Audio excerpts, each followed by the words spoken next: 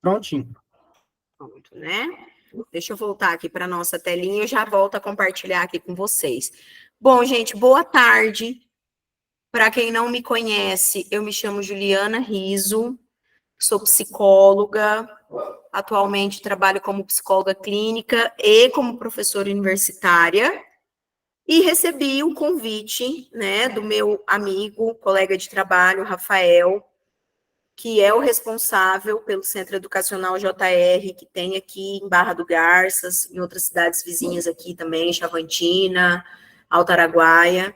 E aí, dessa parceria, nasceu a ideia, né, de nós trazermos esse curso hoje para vocês, este momento, né, onde nós vamos ter aqui, trocar algumas ideias, trazer um pouco sobre essa questão da psicopedagogia, do desenvolvimento infantil, a área da aprendizagem, né? Então, para mim é um prazer essa parceria, tá? Quero agradecer o Rafael, né, que cedeu o espaço da empresa dele para que a gente pudesse divulgar, para que nós pudéssemos levar até vocês esse momento, né? Estou contando com ele também nessa parte das tecnologias, porque eu não entendo quase que nada disso, né?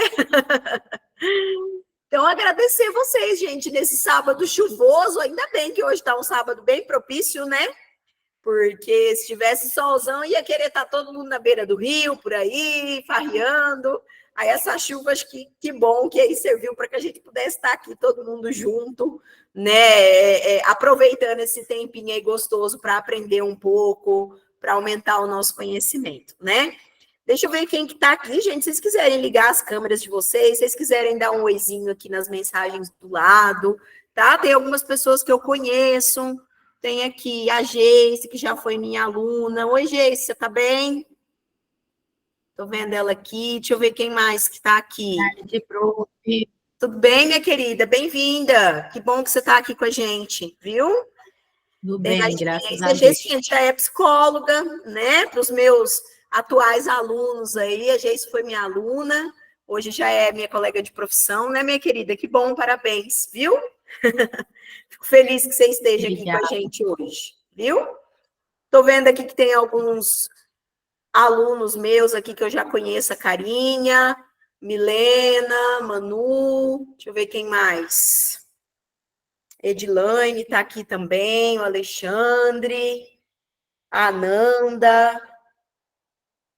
Tem alguns professores aqui, gente, que vão me ajudar, viu? No nosso conteúdo hoje, já estão, assim, convocados, né? A Ananda mesmo, né? Bom, enfim, pessoal, Milena também está aí. Que bom, turma, que vocês estão aqui. Fico feliz que estejam todos participando desse momento aqui, tá? A Maria, oi Maria, tudo bem? Milena, né? Tem uns outros que eu não conheço, gente, mas sejam todos bem-vindos e bem-vindas. Espero que seja um momento muito proveitoso para vocês, né? Eu, particularmente, gosto muito de falar de desenvolvimento humano, gosto tanto quanto eu gosto de falar de clínica, de psicanálise, é uma área que me agrada muito, essa parte da educação, essa parte da aprendizagem, né? E aí, quando o Rafael veio com a ideia de nós fazermos um curso, eu pensei que, assim, nada mais seria tão necessário do que nós falarmos um pouco sobre a infância, sobre a aprendizagem, porque, para mim, esse assunto, ele é um assunto, assim, que, por mais que a gente fale, ele nunca se esgota, é um assunto extremamente necessário, né? Mesmo que a gente fale assim, mas eu não vou trabalhar com crianças, eu não vou trabalhar com psicopedagogia, eu não vou trabalhar nessa área, mas entender, pessoal, como nós nos desenvolvemos, como nós aprendemos. Acho que hoje, dentro desse contexto que nós estamos vivendo, de uma sociedade que é atravessada também pela tecnologia, né, onde as crianças elas aprendem muito mais no contato com a tela do que com a vivência social em si. Então, eu acho que mais do que nunca nós precisamos trazer para o diálogo, para o debate, para esses momentos, né, de cursos, de palestras, de workshop, essa necessidade de nós falarmos sobre a infância, sobre o desenvolvimento infantil, sobre formas de estimular uma criança, né? Eu acho que é um assunto necessário para qualquer pessoa, né? Principalmente nós entendermos até nós, como que nós nos desenvolvemos, como que nós aprendemos, qual é a relação do que acontece comigo na minha infância, e aí, pessoal, não é só uma relação que é psicológica, né? Porque a psicologia, nós falamos muito desses aspectos sociais, mas nós temos também os aspectos cognitivos, os aspectos físicos, biológicos, que precisam ser estimulados nessa criança, né? Então, qual é essa relação, processo de desenvolvimento pelo qual nós passamos com aquilo que nós vivemos hoje, com o adulto que eu me tornei, com o filho que eu tenho, com a pessoa em que eu me relaciono. Então, todos nós viemos de algum lugar, né? Nós temos uma história que é uma história genética, lógica, que é uma história psicológica e é também uma história social, né? Então, hoje, pessoal, eu trouxe para vocês um pouco desse assunto que eu gosto tanto, né? Nós vamos falar um pouco de aprendizagem. Hoje a minha ideia, como nós temos 2 encontros, então hoje eu quis trazer assim para vocês um pouco mais assim dessa parte biológica mesmo, tá? Então hoje nós vamos ver assim como que é o cérebro da criança, como que é esse processo do neurodesenvolvimento da criança, né? O que acontece, o que não acontece. Nós vamos ver o que é o estresse positivo e negativo para a criança. Então, nós vamos passar por alguns conceitos que são conceitos mais do campo da biologia mesmo, desse desenvolvimento, que é um desenvolvimento mais do aspecto biológico, fisiológico, vamos dizer assim.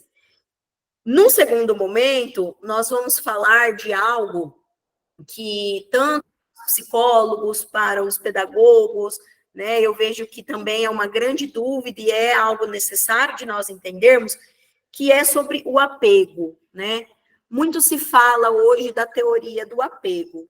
Qual será que é a relação desse aspecto vincular que eu estabeleço com a minha família com o desenvolvimento do meu cérebro, né?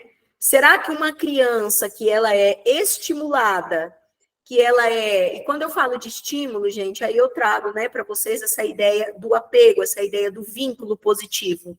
Será que o cérebro dessa criança, ele apresenta um desenvolvimento melhor do que aquela criança que não passa por esse tipo de estímulo? Então, nós vamos aprender um pouco disso hoje também. Vamos falar sobre a teoria do apego, vamos falar sobre esses aspectos, que são aspectos mais relacionados ao ambiente em que essa criança está inserida, tá? Num terceiro momento, que aí já é uma ideia para o nosso segundo encontro que vai acontecer na semana que vem, aí eu vou trazer para vocês como, então, que funciona esse processo de estimulação na prática, né? Como que a gente pode trabalhar esses estímulos, tanto os estímulos fisiológicos, então, como que a gente estimula uma estrutura mental, como que nós estimulamos um conhecimento, como que nós tiramos essa criança desse aspecto, dessa zona de conforto, né? Vygotsky vai falar um pouco da zona de desenvolvimento proximal para nós, como que nós tiramos essa criança dessa zona de desenvolvimento, fazemos com que ela possa expandir essa inteligência, esse processo de aprendizagem. Aí nós vamos aprender isso um pouco mais na prática, e nós vamos falar um pouco também, aí isso aí vai servir para as mamães, Milena, que acabou de ter um baby, né, Milena? Vai servir para as mamães, vai servir para os futuros psicólogos, para os futuros pedagogos também. Como que a gente pode ter algumas pessoas aqui que eu sei que estudam psicologia, né?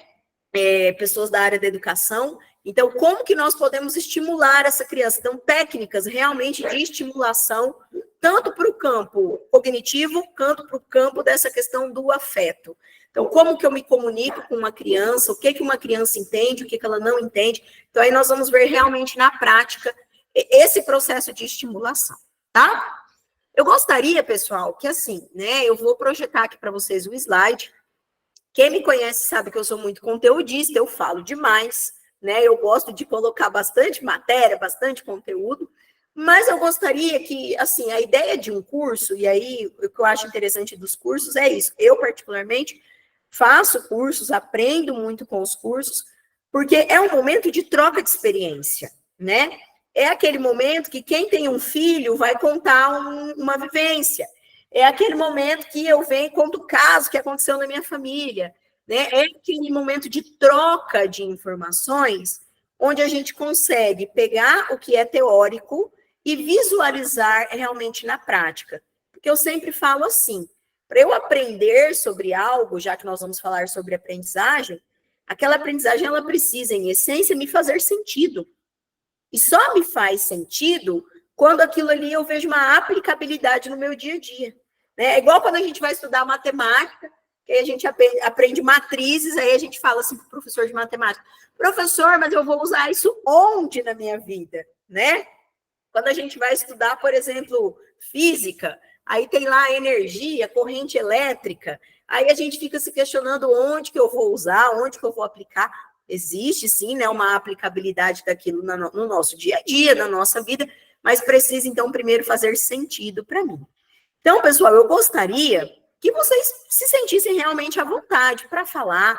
Tem as meninas aí que eu sei que têm filhos, né? Tem algumas pessoas aqui que são já da área da educação. Se vocês quiserem compartilhar, Nanda, né? Se você quiser compartilhar suas experiências em sala de aula, sua experiência enquanto professor, enquanto docente, sintam-se à vontade, gente, para falar, para perguntar, que seja de fato mesmo não só um momento assim teórico, mas um momento em que a gente vai aprender junto, né? Porque eu aprendo com essas experiências, eu aprendo, enfim, com tudo isso que vocês trazem também. Tá bom, pessoal? Alguém gostaria de falar alguma coisa? Podemos começar?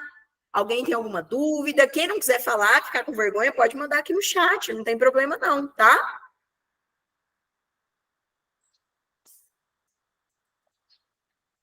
Bom, então eu vou projetar aqui para vocês. Vocês só me avisem, por favor, aí se está aparecendo o meu slide, se alguém puder ligar o microfone e me avisar aqui. Tá sim, Ju, agora tá perfeito. Tá? Uhum. Então tá bom. Pessoal, então esse é o tema do nosso curso, né? Desenvolvimento infantil e plasticidade cerebral. Gente, eu vou falar um pouquinho para vocês do porquê aqui nós temos os objetivos, tá? Do nosso curso, né? Então, apresentar para vocês aí uma visão da importância desse momento da infância, né? Da importância... aqui, gente, pessoal, eu coloquei o leitor, que são vocês que estão lendo, tá? O material, mas para vocês, né? Vocês possam ter essa sensibilização sobre a importância desse processo da infância, dessa aprendizagem, dessa estimulação, né? Apresentar para vocês, como eu disse, um pouco do que é um fator de risco nesse processo de desenvolvimento e falar para vocês, principalmente, do quais são as consequências desse processo de estimulação desde a infância, né? Qual que é a grande diferença que eu tenho de uma criança que foi estimulada para uma criança que não foi estimulada de uma maneira funcional, de uma maneira positiva, tá? Vocês estão conseguindo ver aí? Tá aparecendo, Rafa? Tá sim. Tá? Bom, pessoal, então vamos lá, né? Eu queria, gente, começar esse nosso momento. Se alguém, pessoal, quiser falar alguma coisa, como eu não estou vendo vocês aqui, porque para mim, para eu conseguir projetar, eu tive que projetar a tela inteira, tá?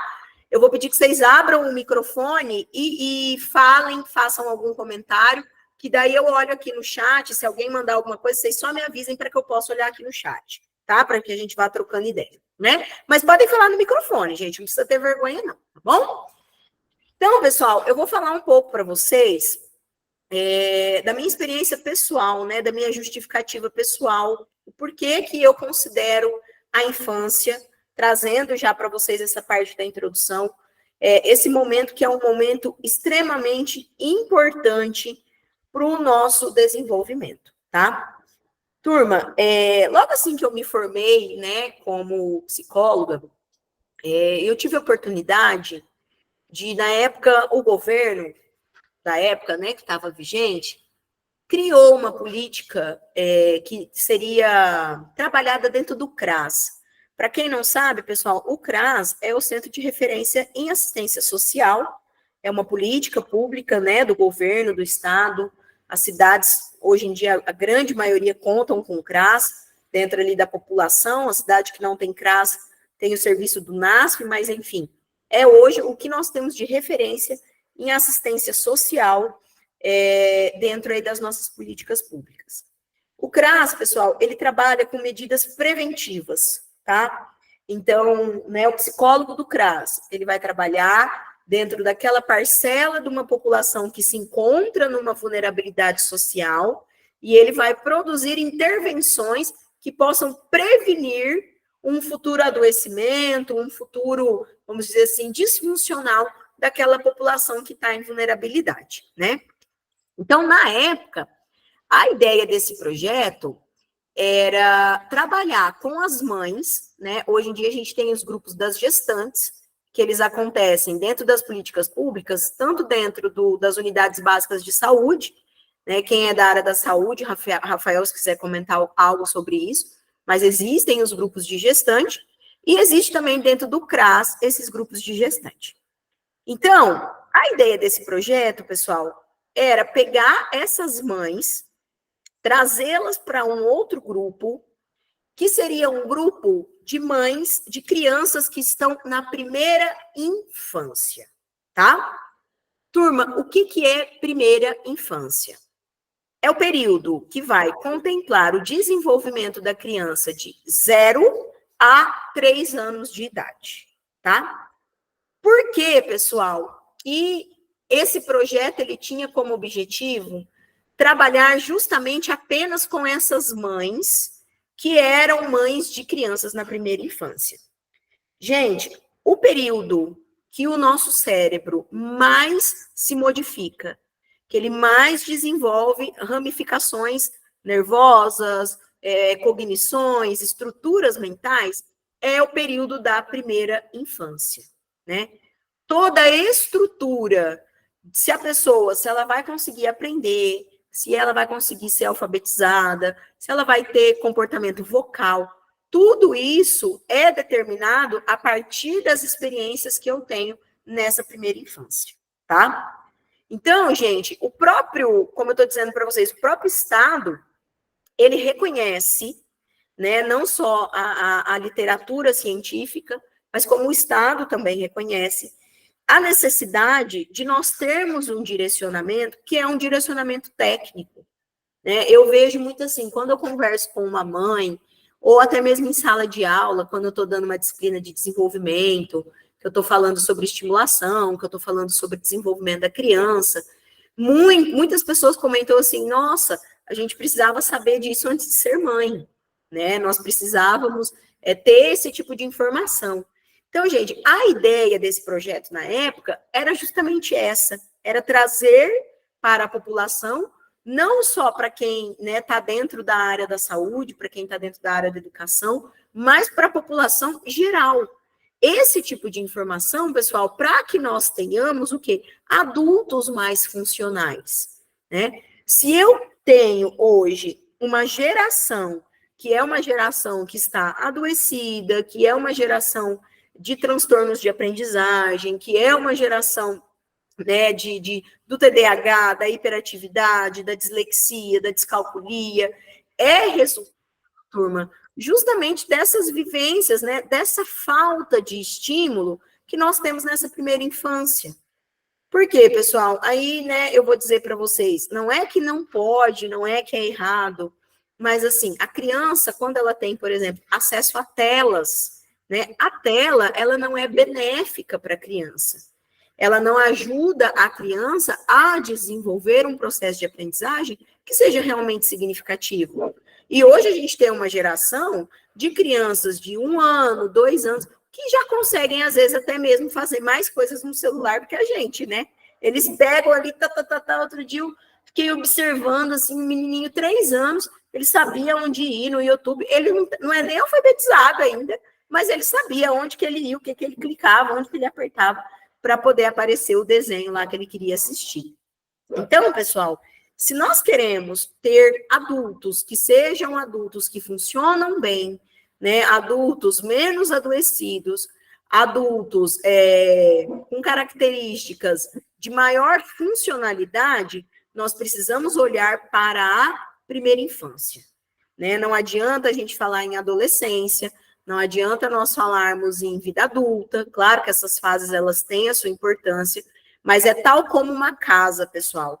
Posso construir uma casa, assim, linda, muito bonita, né? Aquela casa que a gente olha e fala, uou, que casa maravilhosa. Se ela não tiver uma boa fundação, se ela não tiver uma boa estrutura, um bom alicerce, a primeira chuva que der vai molhar, a primeira chuva que der vai derrubar, né? Enfim, vão haver consequências ali que não adianta. Então, a gente precisa começar o quê? Do início, né? Dessa fundação, esse alicerce, ele tem que ser muito bem feito, ele tem que ser muito bem estimulado, para que daí a criança ela possa desenvolver habilidades que sejam realmente habilidades de valor para ela, né? Habilidades onde ela vai conseguir ser uma pessoa que tenha ali inteligência emocional, que consiga ter o autocontrole e a autoconsciência das suas emoções. Então, às vezes a gente cobra, eu vejo muitos pais, né, que têm crianças, por exemplo, assim, que gente, criança é criança, né? A criança, ela precisa brincar. A criança, ela faz barulho. A criança, ela não tem controle das coisas. E eu vejo, assim, muitos pais que, por exemplo, buscam... eu trabalhei muitos anos com terapia infantil. Hoje já não trabalho mais, né? Estou mais nesse aspecto da teoria do que da prática em si. Mas na minha prática, eu percebia muito esse movimento. Então, o pai trazia a criança para a terapia justamente com essa queixa. Meu filho está muito agitado, né? Mas aí a gente ia avaliar a criança e a gente via que, na verdade, essa agitação era simplesmente um resultado do processo de desenvolvimento da criança, né? Porque a criança, ela não tem domínio das coisas. Ela passa a ter um domínio na medida em que ela vai se desenvolvendo, que ela vai aprendendo. Mas tem muitas características que são características puramente do crescer, né, do ser criança. E que hoje a gente tenta pôr dentro de uma caixinha, a gente tenta medicar, a gente tenta terapeutizar, né, que na verdade é simplesmente parte desse desenvolvimento infantil, né? Nós, pessoal, eu acredito que todo mundo que está aqui, né, quem não é ainda profissional da saúde ou da educação, no futuro vai ser, nós precisamos ter acesso a esse tipo de informação, porque nós somos agentes reprodutores desse tipo de conhecimento, né? Eu falo, por exemplo, assim, que a pessoa que for trabalhar com criança, psicólogo, que ele opta por ser um psicólogo infantil. Eu falo muito isso para os meus alunos, né, para algumas pessoas, assim, do meu convívio, que estão ainda na graduação, e eu falo assim, olha, se prepare, porque você não vai trabalhar com a criança. O 90% do teu trabalho é um trabalho com os pais dessa criança, né? Você precisa saber avaliar o processo de desenvolvimento dela, você precisa saber trabalhar um processo de regulação dessa criança para que você possa passar isso para os pais. Então, a gente tem que ter um domínio muito técnico, muito metodológico para trabalhar com a criança, sim, mas a gente precisa ter um domínio ainda maior para poder atingir esse pai, essa mãe, essa família, que muitas vezes não entende a importância dessa estimulação, não entende, né? Vou dar um exemplo aqui, por exemplo, para vocês. Vou tomar uma aguinha aqui. A criança, pessoal... Só aproveitar a sua pausa aí, clica nesse ocultar aí na sua tela, que tem uma barrinha embaixo. Ocultar, põe ocultar, que aí vai, tá tampando as letras. Isso aí, ok. Tá certo? Certo, certinho, agora tá ok. Tá. Alguém quer falar alguma coisa, gente? Não? Então tá bom, né? Então, pessoal, eu vou dar um exemplo para vocês de um pouco disso que eu tô falando, né? A criança, gente, de 0 a 3 anos, ela não tem a consciência para entender o que é o não. O não é uma das palavras que a gente mais ouve, né? Tem estudos, por exemplo, da neurolinguística que fala disso, que a palavra não é uma das primeiras que a gente aprende, mas o sentido do que significa o não, a criança não sabe, né? Por quê, pessoal? O nosso processo cognitivo, ele começa, eu gosto sempre de dar um exemplo assim do feijãozinho, né? A gente nasce com algumas características que são características elementares, que vêm com a gente, vem no pacote, vem no colo, né? E é um carocinho de feijão. Na medida em que nós vamos nos relacionando, que nós vamos interagindo com o nosso ambiente social, mais a nossa capacidade evolutiva, que é fisiológica, biológica, isso vai gerando novas ramificações. Então, é como se fosse o feijãozinho crescendo ali as raízes, né? Ele vai aprendendo. Então, cada nova aprendizagem que a gente tem vai formar uma nova raiz, vai formar uma nova estrutura mental, como diria Piaget, né? Que é esse processo de armazenamento dessas informações. No cérebro da criança, pessoal, essa ramificaçãozinha, né, essa casinha do sentido da palavra não, ela só desenvolve a partir de 3 anos de idade, né? Juliana, mas eu tenho filho, meu filho entende que não pode, né? Ele sabe que ele não deve fazer aquilo. Tá, vejam bem, por que que a criança entende? Porque o não, pessoal, ele nunca vem acompanhado simplesmente da palavra não. A gente não fala, não pode, né? O não, ele sempre vem acompanhado de um estímulo negativo. O que seria esse estímulo negativo? Né? A criança, ela tem uma punição, ela tem uma represália. A gente normalmente fala com a criança num tom mais grosso, quando a gente coloca o não, num tom mais alto, né? Tem criança que só da mãe ou do pai olhar mais assim, tipo, não pode, ela já sabe. Então, o que ela faz? O processo de aquisição de informações dela emparelha essa ideia negativa, punitiva, ao não, mas não é porque ela entende o sentido da palavra não, né? Então, aí eu vejo assim, a gente tem ali uma criança de 2 anos, por exemplo. Aí a gente quer explicar algo para aquela criança e quer que ela entenda, né? Quer que ela tenha consciência de que ela não deve fazer aquilo ali, né? Então, aí a gente está gerando 2 sofrimentos. Nós estamos gerando um sofrimento nos pais que estão tentando fazer a criança entender isso, estamos gerando um sofrimento também na criança, porque a criança não tem capacidade cognitiva para ter essa compreensão, né? Então, Juliana, qual que é o jeito certo, então, de você trabalhar com uma criança até 3 anos de idade com o uso da palavra não? Nós temos que operar, gente, comandos com essa criança. Então, a neuropsicologia, a neurociência, ela vai dizer para nós assim, né? Que, tá, se eu não posso, então a criança tá lá pulando em cima da cama, né? Subiu, aí tá pulando, tá fazendo aquela bagunça. Aí eu chego e falo, fulano, Zezinho, desce daí, eu vou chamar seu pai, né? Aí a criança já entende que ela não pode. Só que quando eu faço isso, eu não tô fazendo essa criança adquirir uma aprendizagem. Eu tô pura e simplesmente punindo uma emissão comportamental que ela tá tendo, né? O que seria um processo de aprendizagem saudável nesse sentido? Tá, eu não posso pular na cama. Mas onde que essa criança pode pular? Onde que ela pode emitir esse comportamento sem que isso seja o quê? Negativo, né? Ela não pode pular na cama, mas ela pode pular no chão, ela pode pular no parque, ela pode pular na cama elástica, ela pode ter esse padrão de comportamento em vários outros lugares. Então, a aprendizagem significativa seria dar esse comando para a criança, né? A psicologia do desenvolvimento, ela vai dizer assim, que eu tenho que pegar a criança, descer ela da cama, né, do sofá, de onde ela estiver pulando, que não puder pular, e levar ela num lugar e falar, olha, quando você quiser fazer essa bagunça, é aqui que você vai fazer essa bagunça. É assim que eu estou construindo nessa criança um vínculo de apego positivo, um afeto positivo. É assim que eu estou estimulando essa criança a desenvolver padrões funcionais.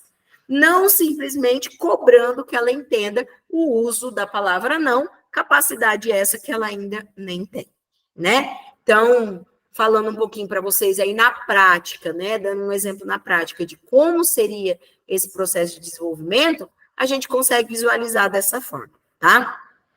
Uma outra coisa, pessoal, que é muito importante nós entendermos, quando eu falo para vocês desse feijãozinho, é que as capacidades cognitivas, elas começam com capacidades menos complexas, né? Piaget vai falar assim de capacidades de menor evolução, né?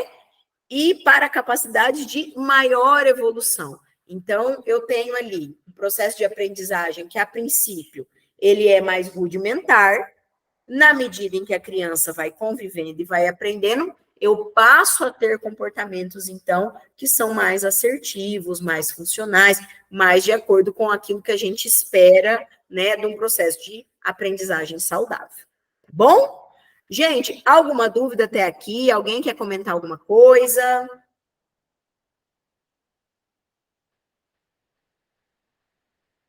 Não? As meninas que têm filhos aí. Eu quero. Oi? Eu quero, a Dorcas. Oi, pode falar, estou te ouvindo. Eu tenho um neto de 6 anos, e às vezes ele reclama, ai, vovó, eu não posso fazer isso, eu não posso fazer aquilo. Aí eu converso com ele, não, meu filho, por causa disso, disso, aí ele vai entendendo. Mas quando ele era mais novinho, realmente ele tinha mais essa dificuldade. Sim, você está vendo, né? É justamente isso. Com 6 anos, ele já entende o não.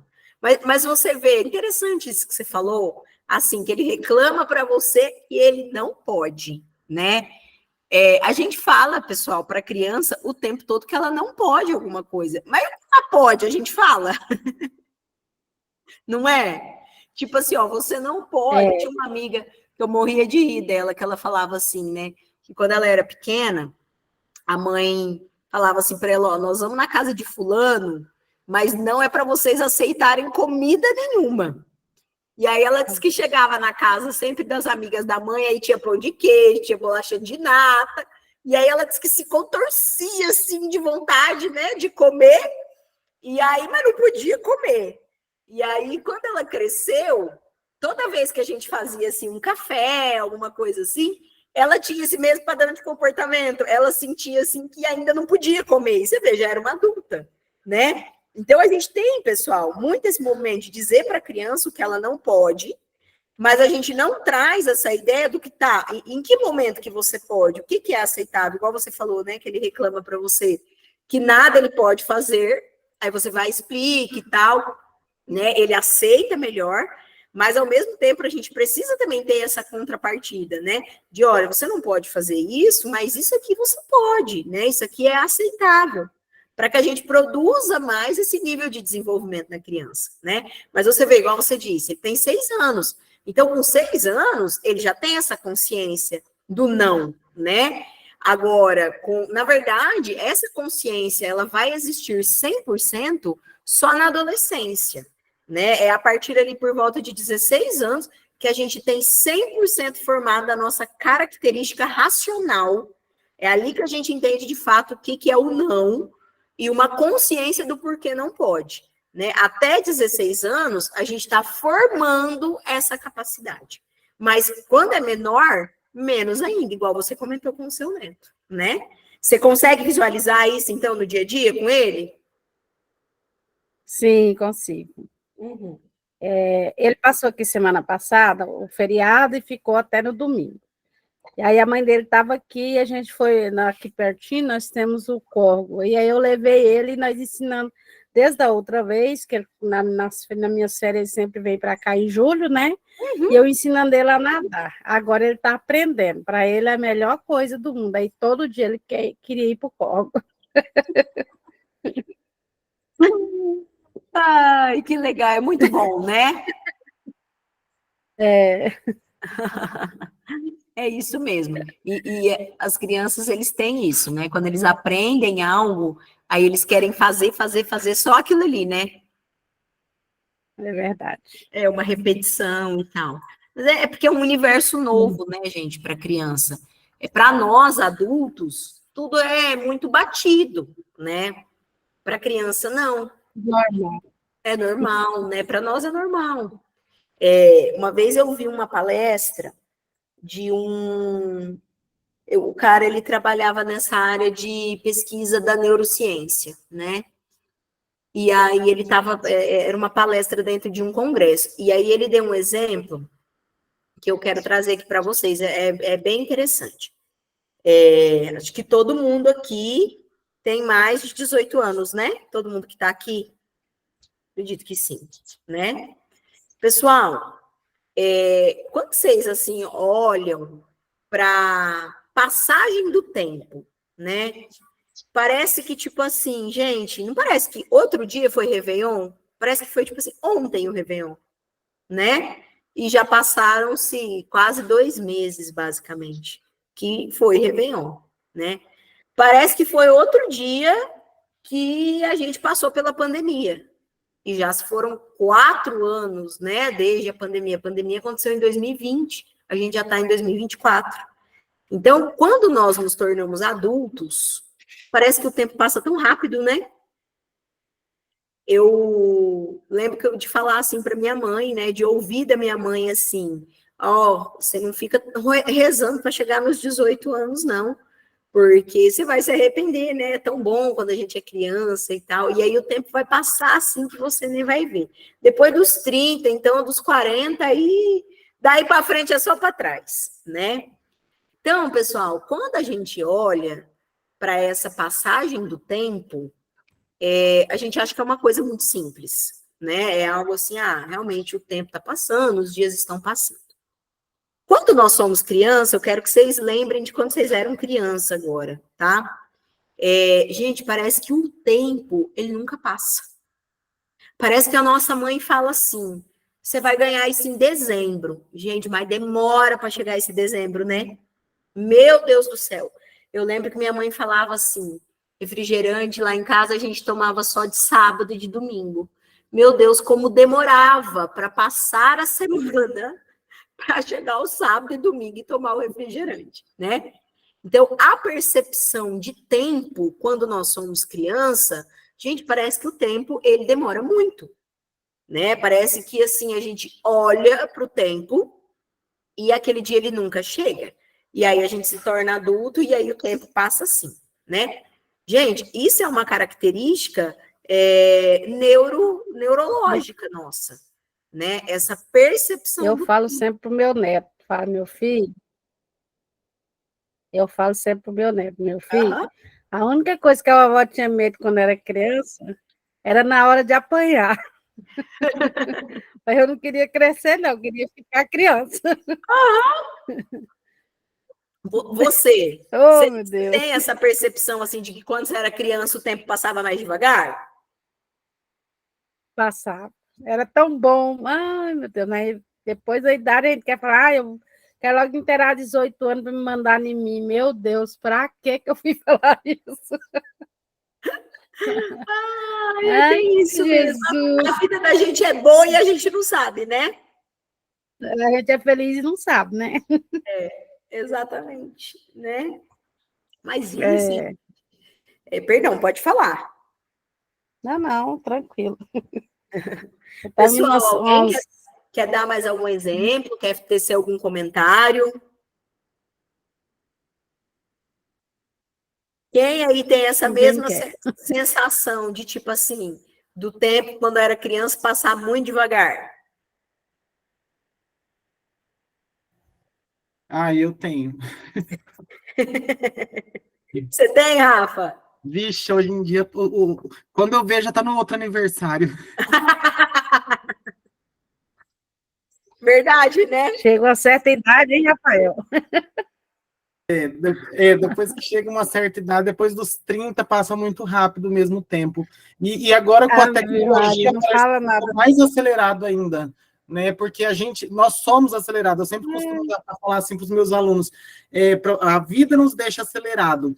Porque, por exemplo, o WhatsApp hoje, a gente consegue colocar no vezes 1,5 vezes 2, né? Então, a gente consegue até acelerar os áudios. E aí, hoje em dia, se a gente coloca no 1, o de antigamente, a gente já acha lerdo. A gente já fica assim, eu não consigo mais ouvir pausadamente, eu tenho que escutar acelerado também. Então, isso vai acelerando a gente e vai acostumando a gente a ser acelerado com as coisas. Sim, mas é mesmo. Outro dia, Rafa, eu estava com uma colega minha, né? Aí ela colocou o áudio no 2 e falou assim, olha o tanto que essa mulher fala devagar. Se no 2 já tá devagar, imagina no 1. Mas as pessoas assim, é bom que não envelhece muito, né? Pessoa que fala devagar. Ai, ai. É preocupação, aceleramento envelhece a gente, né? Estresse, envelhece. Mas é isso mesmo, pessoal. E isso, Rafael, que você está falando, né? Sobre esse processo de estarmos mais acelerados. Isso é um processo que é um processo do meio, né? Isso aí é uma característica que é uma característica, vamos dizer assim, do meio social. Nós temos uma cultura tecnológica que está fazendo com que a gente, o tempo todo, né, gente, até mesmo assim, tem um teórico que ele fala sobre o conhecimento, que ele fala assim, que hoje em dia você acorda sabendo de algo, você não tem certeza, você vai terminar o dia sabendo daquilo dali, né? Porque o tempo todo o conhecimento, ele está, assim, muito volátil, né? Ele está pixelado, ele usa até esse termo, que é como se fossem pixels soltos na internet, né? Então, começa o dia... Outro dia eu vi um termo, eu falei, gente, pô, eu nunca ouvi falar disso, né? E é uma coisa assim, que o pessoal tava falando lá do Big Brother e tal, né? Do uso de uma palavra. Eu falei, gente, eu nunca ouvi falar disso, que interessante, né? Isso aqui. E é um conhecimento que veio ali por meio da internet, né? Então, a gente acorda sem saber de uma coisa e vai dormir sabendo, e de uma forma muito rápida. Eu me lembro que, quando eu era criança, quando a gente ia fazer um trabalho da escola, você tinha que ir para a biblioteca. Tinha aquelas... Eu não vou falar muito, porque eu vou entregar a minha idade, né? Mas tinha aquelas... Era balsa, um nome assim, barca... Não lembro, que era uma enciclopédia, que tinha, assim, o mundo na enciclopédia. Barça. Barça, isso mesmo, eu sou da época da Barça, Rafael. Aí tinha que ir lá na Barça pesquisar, né? Então, biologia, como que é um réptil, o que é um ovíparo, o que é não sei o quê, né? A gente o que é um animal mamífero, um carnívoro, né? Então, a gente aprendia na Barça, né? Trabalho de escola, tinha que ir para a biblioteca. Então, assim, hoje, pessoal, é muito rápido. Você quer saber de alguma coisa, a gente vai para a rede social, a gente vai para o Google, né? O pessoal usa o termo assim, dá um Google aí. Rapidamente você fica sabendo. Eu hoje mesmo eu queria saber se estava chovendo na estrada, no caminho daqui para Goiânia, estava chovendo. Coloquei lá no Google, apareceu até os lugares onde estava a chuva mais concentrada. Então, isso, pessoal, é uma característica... Perdão, pode falar. Na verdade, o Google é doutor, é enfermeira, é tudo. É tudo. É tudo. É tudo, né? A gente só tem que tomar cuidado, pessoal. Eu um dia fui no médico, estava com uma infecção, aí a hora que deu meu resultado, eu digitei lá.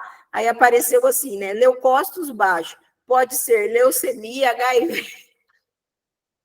Falei, tô morta. Morri. Né? Morreu. A gente tem que ter um certo cuidado também com o que encontra lá de resposta, né? Mas, enfim, pessoal. É verdade. E assim, ó, como eu estou dizendo para vocês, isso então são características que são características do ambiente, características sociais. Só que o que eu preciso considerar? Que essa mudança, que é uma mudança social, ela muda também o nosso processo de desenvolvimento. Ela interfere no desenvolvimento cerebral, né? Então, por exemplo, a geração de crianças que nós temos hoje, é muito difícil a gente ver uma criança que seja uma criança com altas capacidades, né? Antigamente a gente tinha isso assim de uma forma mais comum na escola, né? Crianças ali que iam muito bem, crianças com QI elevado.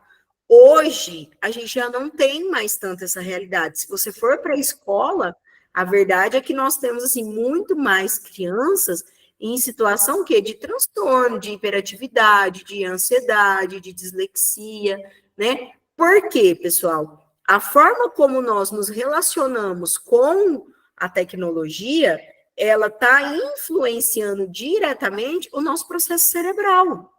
Porque o cérebro, pessoal, ele é tipo uma florzinha, né? Que se eu não molho, né, uma florzinha que ela está ali, e aí eu não dou comida, eu não estimulo, eu não coloco água, eu não deixo ela pegar sol. Se eu não estimulo de uma forma assertiva, ele não desenvolve. Então, tem muitas pesquisas que falam que grande parte da nossa capacidade cerebral a gente não usa, né? O nosso cérebro ele tem muito mais capacidade do que, de fato, nós temos a nossa consciência para usar. E agora, com esse advento das tecnologias, né, desses modos de viver tão acelerado, mais ainda a gente está, vamos dizer assim, menos, né, na verdade, nós estamos utilizando as nossas capacidades cognitivas, nós estamos estimulando o nosso cérebro, né? Tanto que é muito comum a gente ver pessoas novas. Eu estava conversando mais cedo hoje com uma conhecida que tem 26 anos, e aí ela estava falando de um assunto, de repente ela virou para mim e falou assim, esqueci o que eu estava falando. Então, assim, é muito comum isso acontecer, pessoal, né? Pessoas cada vez mais jovens, tendo memória curta, né? Não se lembrando, às vezes, do que comeu, não se lembrando, tendo processos de estafa, né, de saúde, realmente dessa estafa cognitiva. Então, parece que o cérebro ele dá uma apagada, ele dá uma desligada.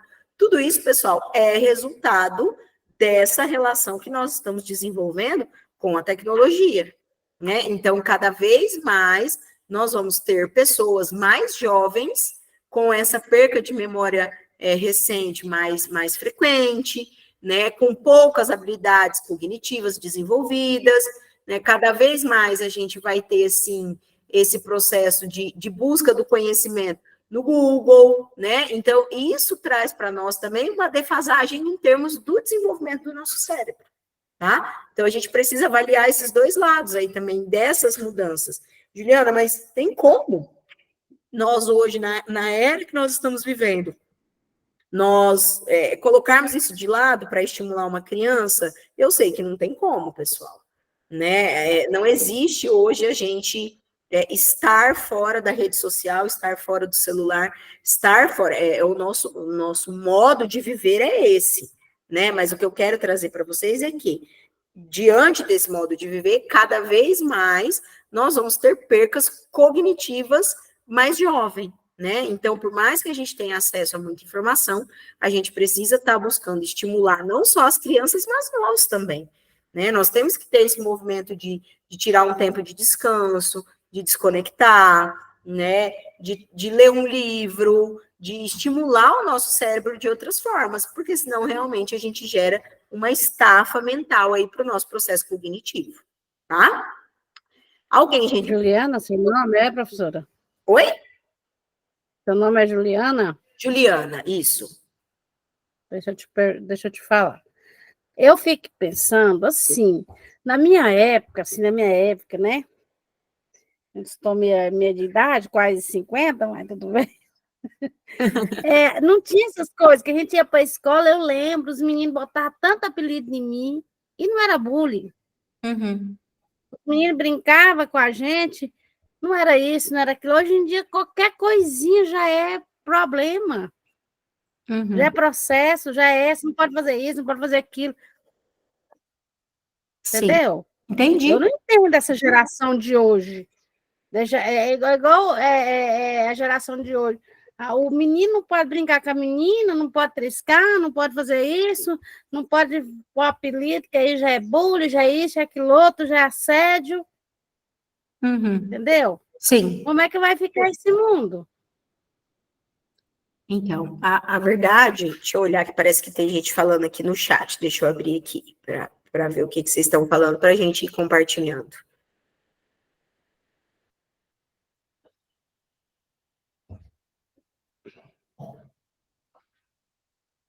O Alexandre lembrou o nome aqui da Barça também. Alexandre é dessa mesma época, né, Alexandre? Da mesma Sim. Maria, você levantou a mão, você quer falar alguma coisa, Maria das Dores?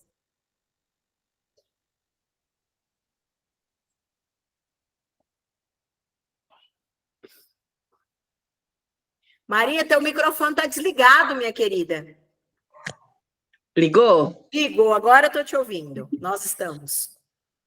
Eu trabalho no hospital há 23 anos e chegou uma adolescente.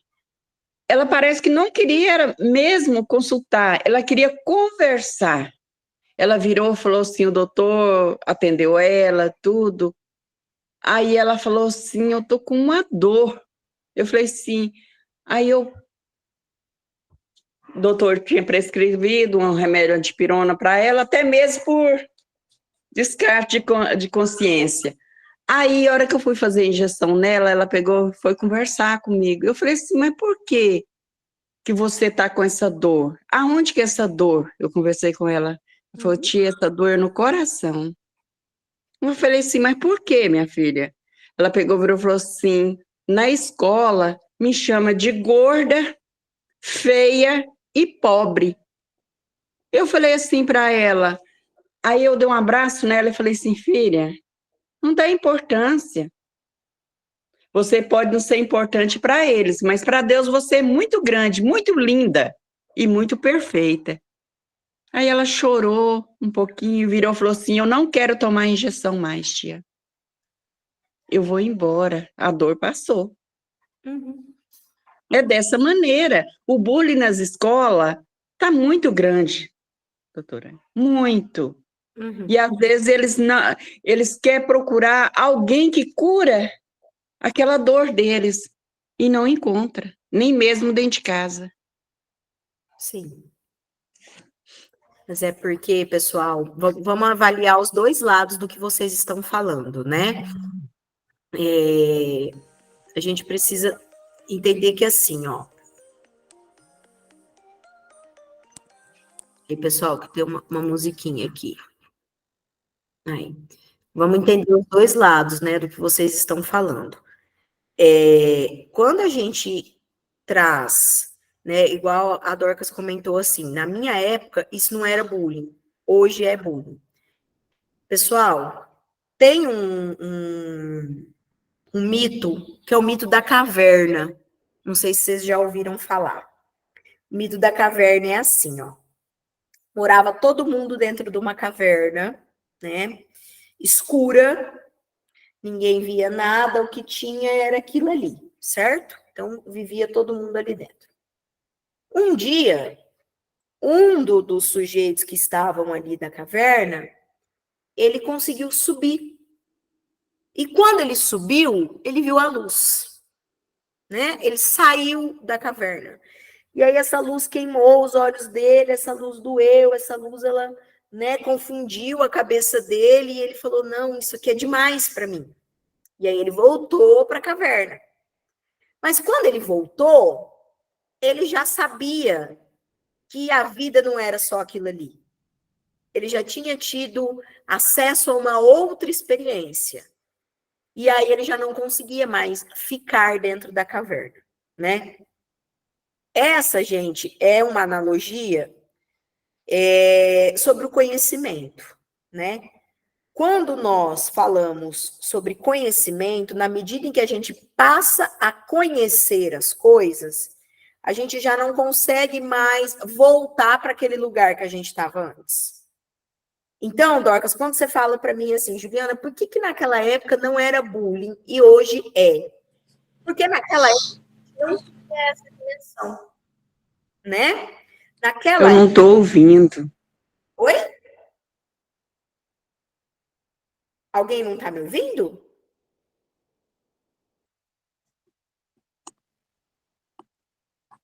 Estão me ouvindo? Normal? Sim, estou. Sim? Então vamos entender assim, ó. Naquela época, vamos pegar lá 40 anos atrás, 30 anos atrás, a gente não tinha acesso a essas informações.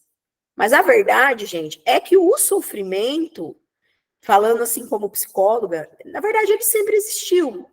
Hoje a gente aprendeu a nomear esse sofrimento, né? Eu vejo assim, vou dar um exemplo meu para vocês. A minha avó era uma pessoa assim muito amargurada, muito. Hoje eu vejo que a minha avó morreu de depressão, né? Por quê? Porque minha avó perdeu um filho, e ela perdeu esse filho num acidente, numa briga de festa. O filho tinha 18 anos, e a minha avó, quando ela morreu, nós fomos limpar o quarto dela, tinha as roupas que meu tio usava naquela época. Isso, assim, há 50 anos atrás, 40 anos atrás, né? E a minha avó, ela nunca foi tratada como uma pessoa depressiva. A minha avó teve 3 cânceres, fez tratamento para esses cânceres, e eu me lembro, assim, que a minha avó nunca passou numa psicóloga, né? Porque na época que ela estava nesse processo de adoecimento, a gente não falava sobre isso, a gente não falava em saúde mental, a gente não falava em... Talvez se ela tivesse tido um amparo psicológico, um tratamento psiquiátrico, ela teria durado mais. A minha avó morreu muito jovem, né? Minha avó morreu, ela não tinha nem 70 anos. Então, não é que o sofrimento, antigamente, ele não existia. A questão é que a gente não nomeava. Claro que hoje existe um processo que é um processo de maximização das coisas, né? Porque a gente polemiza tudo. Eu vejo, assim, as coisas no Big Brother, né? Eu não acompanho, mas eu vejo nas redes sociais a galera, todo mundo comentando, tecendo comentários, e aí, às vezes, uma coisa que é desse tamanho ganha uma proporção enorme. Mas isso é em decorrência dessa cultura, realmente, de acesso à informação. Hoje todo mundo sabe de alguma coisa, hoje todo mundo tem acesso a alguma coisa. Uma criança que não tem a atenção dos pais, que não tem, ela consegue falar sobre isso, né? Igual a Maria comentou, desse caso da menina, que ela nem quis tomar injeção. Por quê? Porque ela estava ali com um adoecimento, que é um adoecimento emocional, não era um adoecimento físico, né? Então, pessoal, essas questões, né, dessas mudanças hoje que a gente tem na nossa geração, elas são mudanças em razão do acesso à informação que mudou, né? A nossa forma de se relacionar com as informações, elas mudaram. Então, hoje, realmente, a gente dá nome a tudo isso, e aí a gente já não consegue voltar mais para o que era antigamente, né? Eu vejo, assim, pessoas falando, antigamente não tinha depressão, mas aí a gente tinha muitas pessoas que eram alcoólatras, né? Um alcoolista, gente, ele é um depressivo, é uma pessoa emocionalmente doente, né? Aí, igual o exemplo que eu dei para vocês, a minha avó, uma pessoa que viveu triste a vida toda. Minha avó era ruim?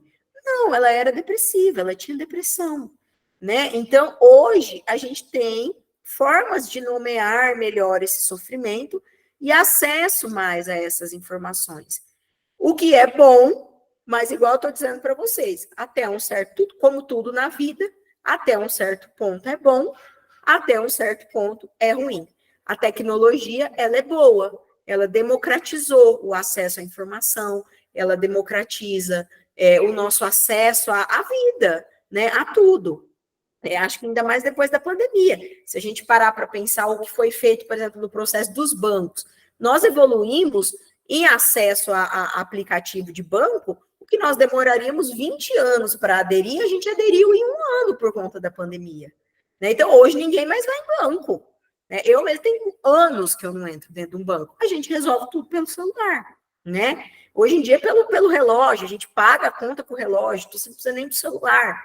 Então, isso democratizou muito o acesso, mas até um certo ponto, principalmente, eu acho que quando a gente fala do nosso tema aqui, que é o tema do desenvolvimento infantil, isso traz uma certa toxicidade para o processo de desenvolvimento das crianças, né? Então, as próximas gerações, talvez elas sejam gerações que não vão ter tanta eficácia, que não vão ter tanta inteligência emocional, que não vão ter tanto essa percepção das coisas, justamente por essa escassez de estímulo, né? Porque o estímulo hoje em dia, ele vem de telas, ele vem desses aspectos digitais, né?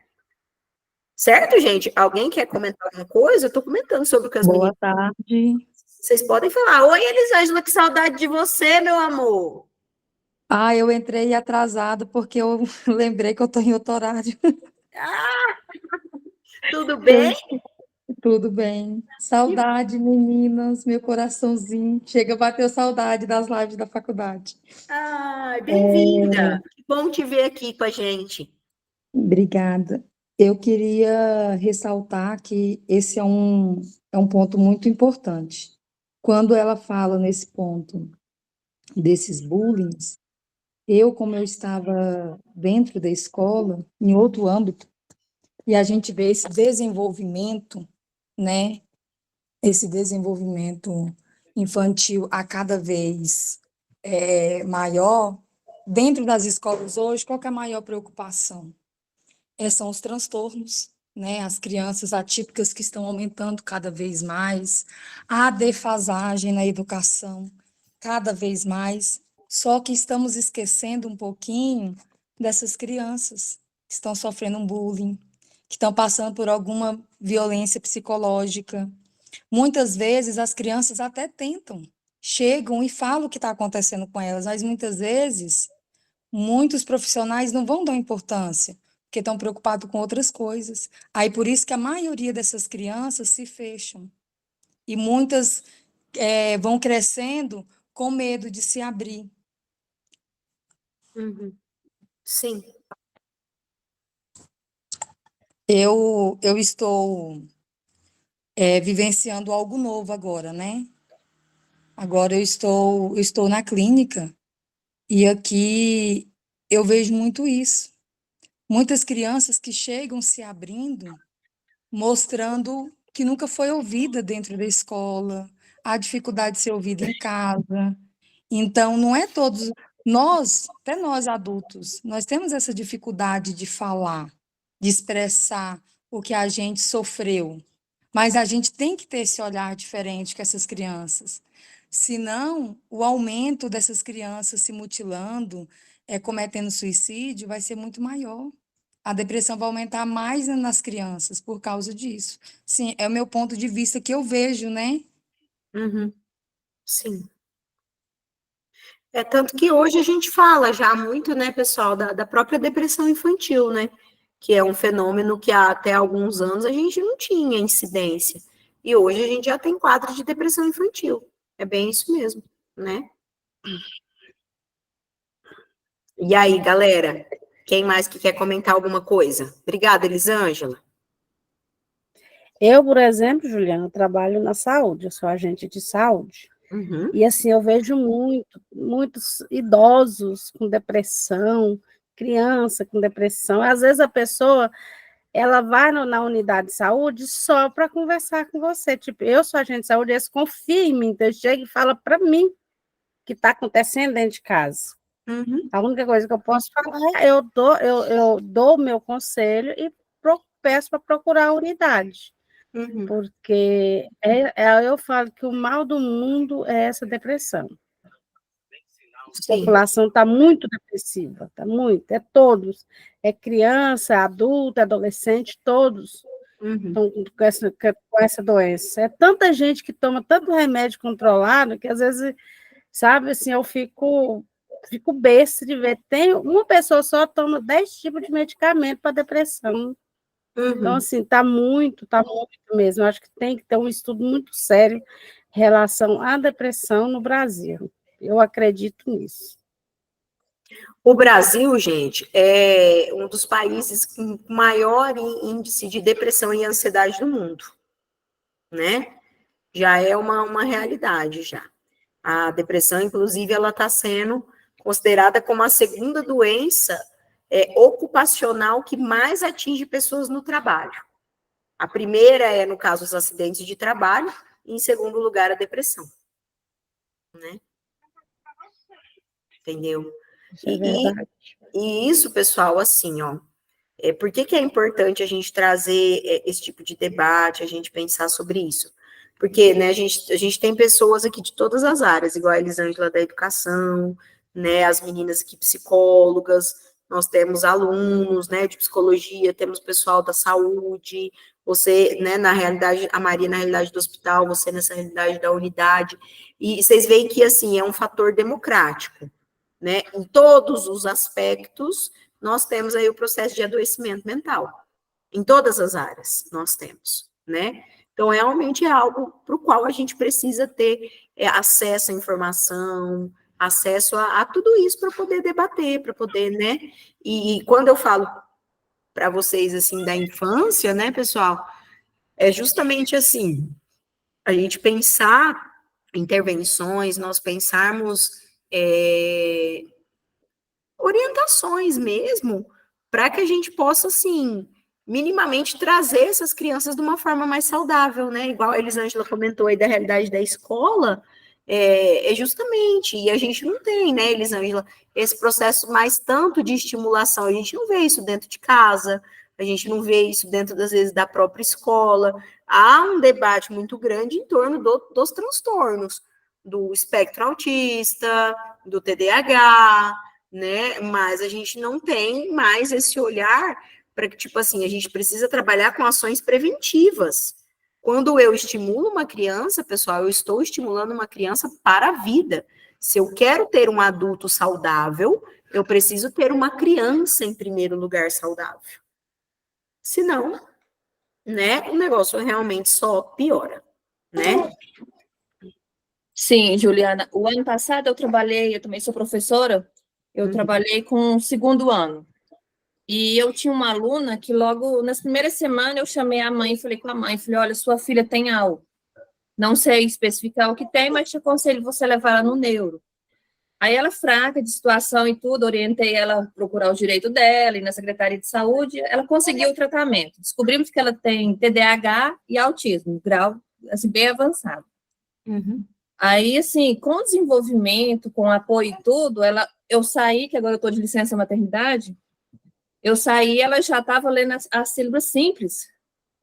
Então, assim, se outros professores, se outras pessoas tivessem orientado a mãe da criança anteriormente, eu creio que ela já teria outro nível, outra condição hoje. Não estaria passando tanta dificuldade e sendo discriminada na própria escola pelos coleguinhas, né? Sim. É bem isso mesmo, né? Esse olhar, ele tem que ser do profissional que está na linha de frente. Entendeu? Porque muitas vezes, pessoal, a família, ela não tem esse olhar.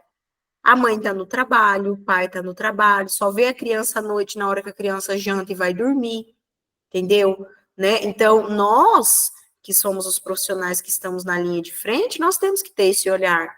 A gente precisa ter acesso à informação para poder saber orientar esses pais, igual você está comentando que fez, entendeu?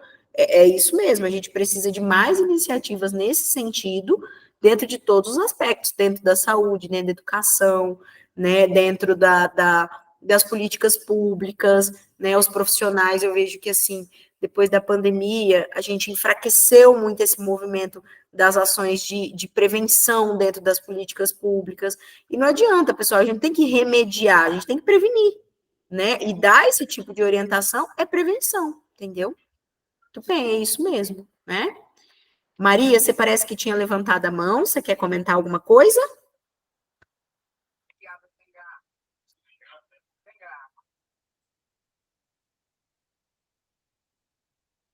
Maria?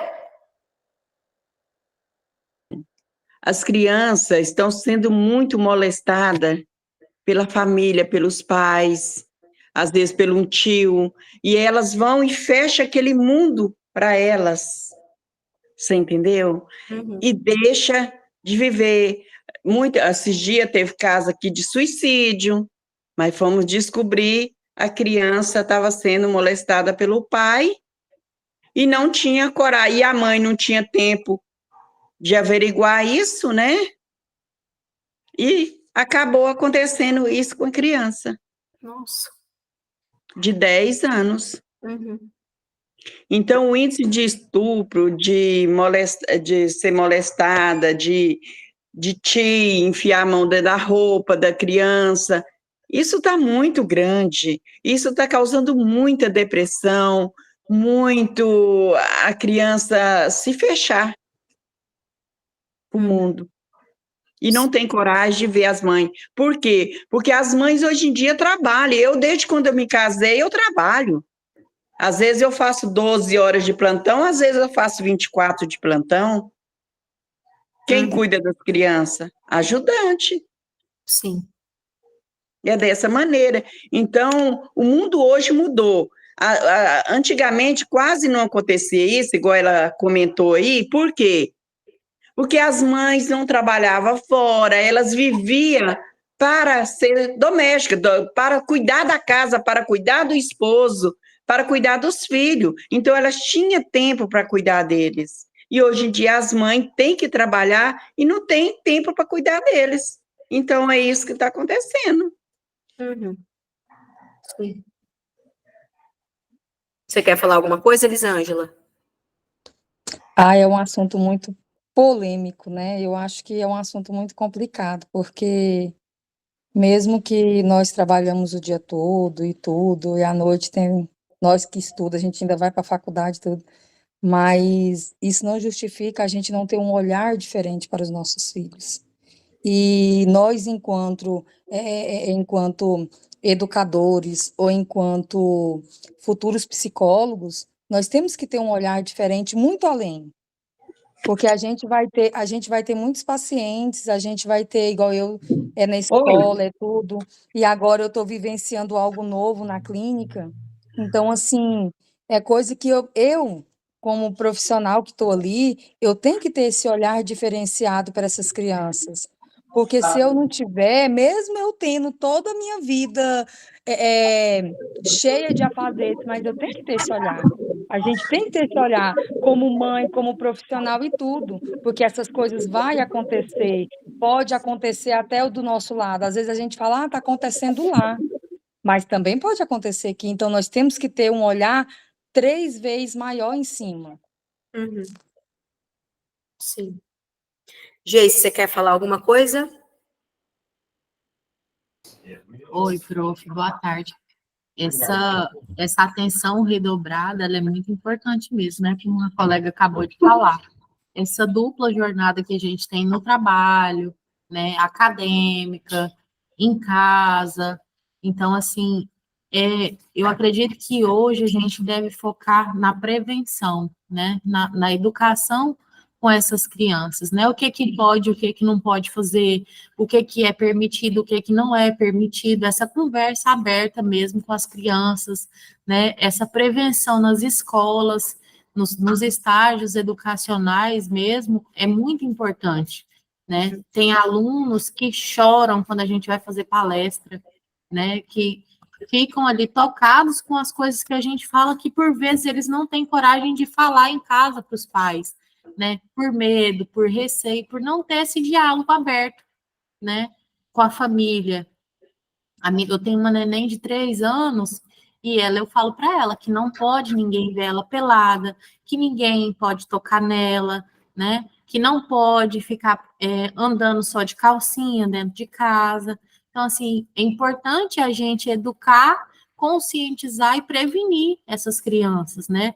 Tanto em casa, quanto nas palestras nas escolas, né? E nos lugares que a gente for atuar. Eu acredito muito na prevenção, não só sexual, mas também nessa política de conscientização sobre as drogas, né? Dos prejuízos que pode ser causado.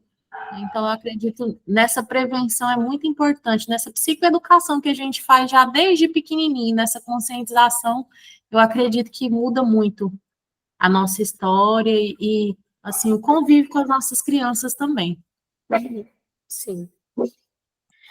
Na verdade, pessoal, isso que que vocês estão falando, nós vamos chamar de educação sexual, né? Que é parte do que eu estou falando para vocês dos estímulos, né? Estimular uma criança, aí às vezes a gente pergunta para uma família assim, você fala sobre educação sexual com o seu filho? A pessoa pula lá atrás, eu não, como assim? Né?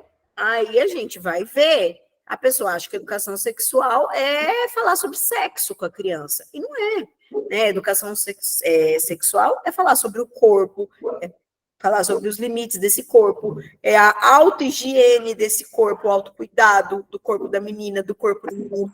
Tudo isso, pessoal, é parte da estimulação dessas crianças. É parte disso que nós estamos falando, desse processo de olharmos para as crianças e vermos isso como um processo da aprendizagem, porque isso é sobre aprendizagem também. Né? A aprendizagem, ela não é só cognitiva, ela tem que estar também conectada a esses aspectos, né? Dorcas, pode falar, tá?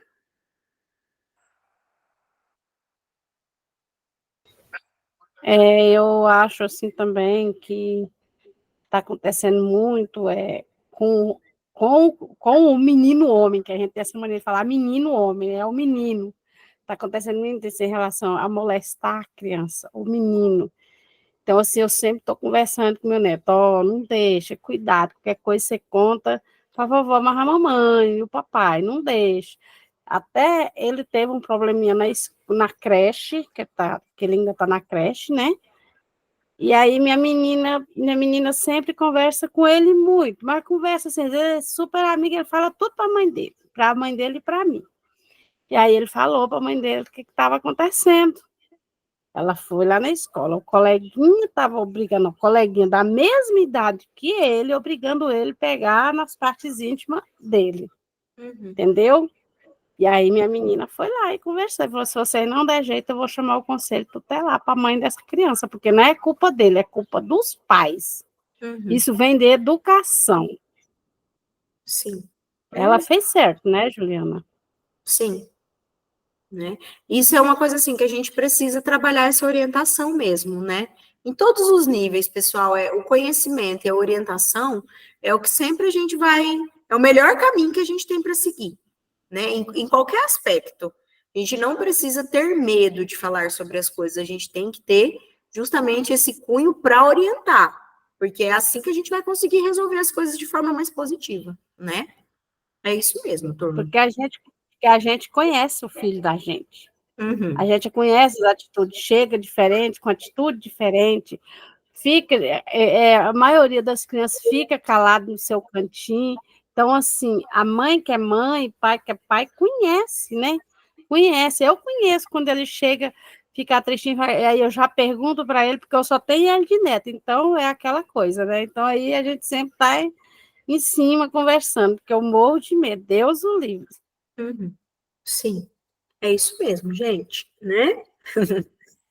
Meninas, e acho que de menina a gente tem só o Alexandre aqui, por enquanto, né, Alexandre? eu vou... E o Rafael. E o Rafa, é verdade, né? É que ele não está aparecendo aqui ele na tela para mim. Eu vou sugerir para nós que nós possamos dar uma pausinha de 5 minutinhos para nós retornarmos, para a gente tomar uma água e ir no banheiro, e em 5 minutos a gente volta para nós darmos continuidade, que tem bastante coisa que eu quero mostrar para vocês ainda. Tudo bem para vocês? Beleza. Beleza? Então, vocês têm aí 5 minutinhos, todo mundo para ir no banheiro, tomar uma água, tomar um café. Em 5 minutos eu volto aqui com vocês, tá bom? Tá bom. 16h35. Eu vou